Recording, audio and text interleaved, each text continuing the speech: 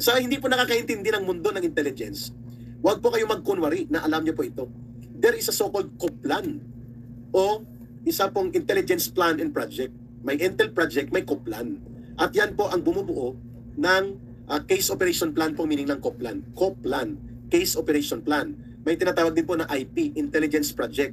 At mayroon po yung mga confidentiality and level of secrecy and compartmentalization. Kaya hindi po ibig sabihin na kapag may mga pangalang Mary Grace Piatos, Ruben Chipi, and si Charlie Chisnacks ay pandaraya. No.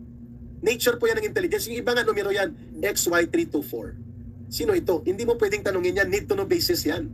Hindi po automatic na nangungurakot si Sara Duterte kung mayroong mga report na ganyan. Hindi lang po ipinaliwanag ng kanyang team ng maayos. Dahil hindi siya pinagbigyan. At dapat nagpa-briefing dyan si Vice President Sara Duterte ng maayos. At dapat may mga resource persons na pinatawag na mga nagpamuno ng intelligence agencies that will defend Sara Duterte. Hindi po mali ang mga ganyan. Universal po yan, ginagamit yan sa buong mundo, no? Sabi ni Mitch Eli, ano po nag-udyok sa'yo para bumalik sa ating gobyerno kay Eric? Didi-discuss ko rin po yan, Mitch, no? Maganda rin mapanood mo yung video ko nung January 1 and January 2, I think, na New Year's Day live ni Ka Eric. Sa aking channel nandyan pa.